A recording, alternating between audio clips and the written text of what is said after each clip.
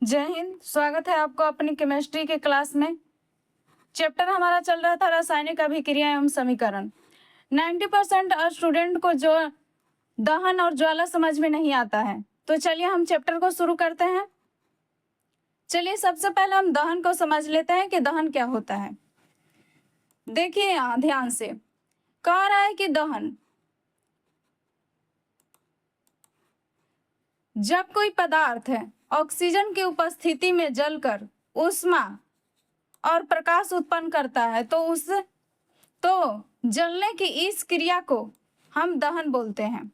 देखिए जब कोई पदार्थ को आप जलाते हैं, जलाने पर आपको ऊष्मा और प्रकाश की प्राप्ति होती है, तो इस जो क्रिया हो रही है, जो प्रोसेस चल रहा है, उसी को हम दहन बोलते हैं।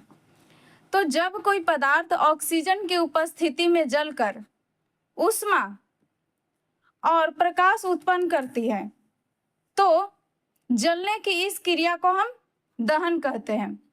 मान लीजिए कि आप लकड़ी को जला रहे हैं।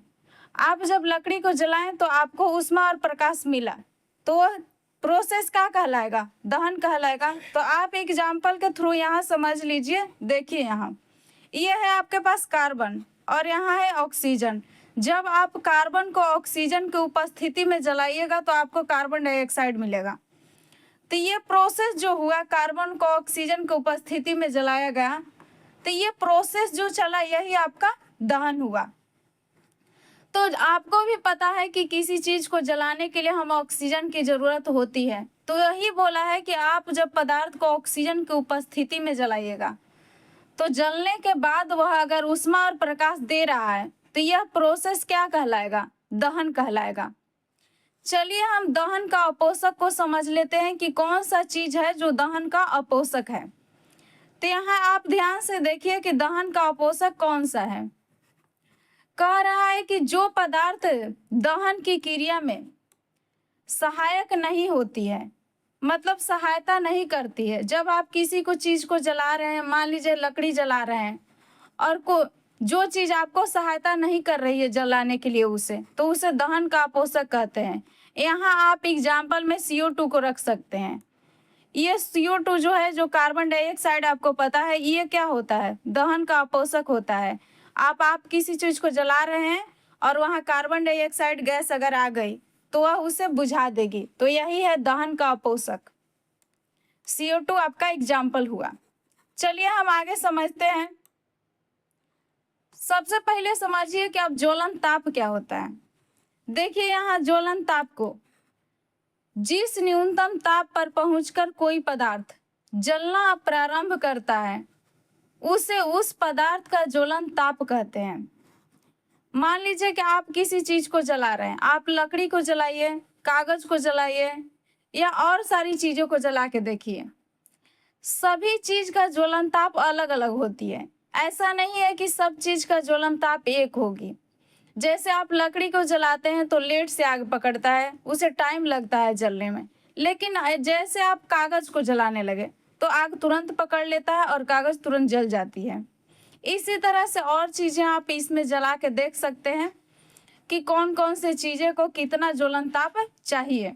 तो यही है, बोल रहा है कि वह न्यूनतम ताप, आपको न्यूनतम ताप की जरूरत है जिस पर पहुंचकर कोई पदार्थ जलना शुरू करे। तो देखिए न्यूनतम ताप, तो जिस न्यूनतम ताप पर पहुंच करके कोई पदार्थ जलना प्रारंभ करती है, तो उस पदार्थ को ज्वलन ताप कहते हैं।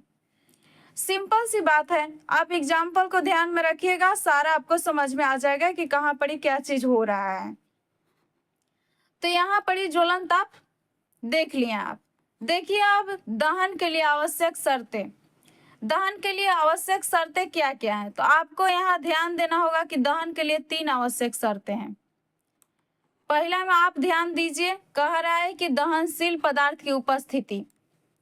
आप ऐसा पदार्थ रखिए जो दहन हो, मतलब जो जल सके, तो वही दहनशील पदार्थ बोलते हैं। जो पदार्थ आसानी से जल जाए उसे दहनशील पदार्थ कहते हैं।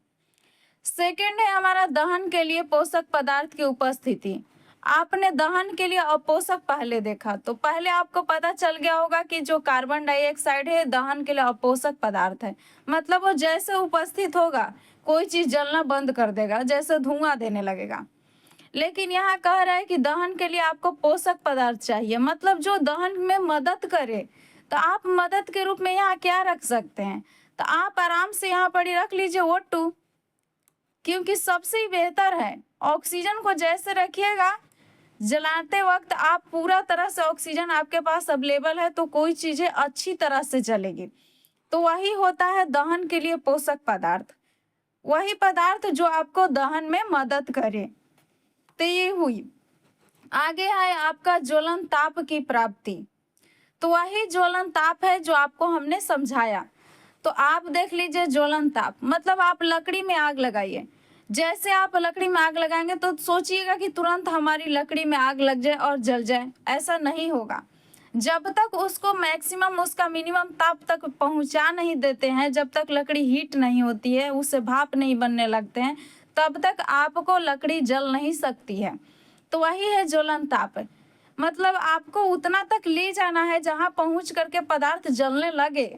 अब कागज को आप रखिए, तो कागज में तुरंत माचिस जैसे जलाते हैं तुरंत आग पकड़ लेती है। तो ज्वलन ताप क्या होता है? कागज का बहुत कम होता है।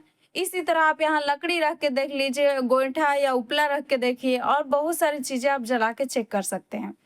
तो यही होता है ज्वलन ताप की, मतलब कोई चीज को उसकी मैक्सिमम ताप तक पहुंचने दीजिए, तभी आपको पता चलेगा कि मतलब ये जल कैसे रहा है, कितना डिग्री पर पहुंच के ये जल रहा है, टेम्परेचर इसका कितना चाहिए कि ये आग आसानी से पकड़ ले। चलिए हम आगे अब समझते हैं क्या है। अब देखिए, समझ लीजिए कि ज्वाला क्या होता है। जलते समय जो रोशनी और आग दिखाई देती है वही ज्वाला है। आपने भी कभी लकड़ी को जलाया होगा या बहुत सारी चीजें आप जलाते हैं। देखिए आप यहाँ पड़ी, आपका लकड़ी जल रहा है। कह रहा है जलते समय जो रोशनी और आग दिखाई देती है। देखिए यहाँ हमने लकड़ी को जला लिया। जब आप लकड़ी को जलाएंगे तो बहुत सारा आपको एकदम पूरा लाइट दिखाई देती है, और उसमें से आग की लपटें दिखाई देती हैं। तो रोशनी और आग दिखाई देती है। जो ये आपको पीला रेड कलर के ये ऐसे बाहर जो दिखाई दे रहा है, यही क्या है? आपका ज्वाला है। यही आपका ज्वाला है। जो रोशनी और आग दिखाई दे रही है, ये जो आग की लपटें दिखाई दे रही है, इसी को हम ज्वाला बोलते हैं। अब आप देखिए कि मोमबत्ती के ज्वाला की बनावट। आपने मोमबत्ती को घर पे जलाया होगा, नहीं जलाया होगा तो जला के देख लीजिएगा। ये है आपकी मोमबत्ती। यहाँ ध्यान दीजिए कि ये आपकी मोमबत्ती हो गई। आप मोमबत्ती को समझिए कि लेकर के जला रहे हैं। दिवाली में बहुत जलाते होंगे, देख लीजिए। इसके 3 भाग होते हैं। मोमबत्ती के 3 भाग होता है, लेकिन जलता है तो हमें क्लियरली दिखाई नहीं देता है कि कौन कौन सा भाग कहाँ पड़ी है, लेकिन इसके 3 भाग होते हैं। चलिए सबसे पहला समझ लीजिए केंद्रीय मंडल। आपको भी पता है कि केंद्रीय मंडल मतलब केंद्र में होगा। सबसे नीचे यहाँ देखिए, ये जो आपको रेड दिखाई दे रहा है, यही है केंद्रीय मंडल। ये है मोमबत्ती का केंद्रीय मंडल। इसमें ज्यादातर देखिएगा चीजों तो यहाँ पर ही पूरा लिक्विड लिक्विड टाइप का रहेगा, भाप या जलवाष्प तरह के यहाँ रहेगा, लिक्विड दिखाई देता है। ये है आपका केंद्रीय मंडल। फिर आपका सेकंड आता है, कौन सा मंडल है आपका सेकंड? पहला हो गया आपका केंद्रीय मंडल, दूसरा में है आपका प्रकाशमान मंडल, और तीसरा है प्रकाशहीन मंडल। चलिए इसको देखते हैं कि कौन कौन सा है। केंद्रीय मंडल आपने देख लिया, यहाँ है। अब प्रकाशमान मंडल देखिए, ये देखिए सेकंड वाला, ये जो पीला आपको नजर आ रहा है ना, केंद्रीय मंडल के जस्ट ऊपर, यही है प्रकाशमान मंडल। यही आपको पीला दिखाई देता होगा, जब जलाते हैं मोमबत्ती तो पीला जो दिखाई देता है ना, यही प्रकाशमान मंडल है जो आपको दिखाई देता है क्लियरली। ये देखिए सबसे ऊपर, ये है प्रकाशहीन मंडल। ये प्रकाश नहीं देता है। आप देखिएगा प्रकाशहीन मंडल में ये प्रकाश नहीं, ये ब्लू कलर का जलता दिखाई देगा, मतलब दिखाई ही नहीं देगा। जब तक बढ़िया से नहीं देखिएगा अच्छे से, तब तक ये दिखाई नहीं देगा। ये ब्लू कलर के दिखाई देता है, इसी को हम प्रकाशहीन मंडल कहते हैं। मतलब इसमें प्रकाश ही नहीं है, ये सिर्फ ब्लू कलर का जलता हुआ दिखाई देता है, यही आपका प्रकाशहीन मंडल। तो ये है आपका तीनों मंडल इसका रह गया। ऐसे भी आप देखिएगा कि गैस के फ्लेम को जब जलाते हैं तो आपको ब्लू कलर की लाइटें दिखाई देती है। तो वही ब्लू कलर की जो आपको दिखाई देती है, तो उसमें ज्यादा प्रकाश नहीं आता है और गैस जलती रहती है, तो वही आपका कहलाएगा प्रकाशहीन मंडल। इसी तरह से ये कैंडल में भी हमारा होता है 3 तरह के। तो आई होप कि वीडियो आपको पसंद आया होगा। तो वीडियो अगर पसंद आए तो लाइक शेयर करिएगा और चैनल को सब्सक्राइब करना मत भूलिएगा। Thank you so much.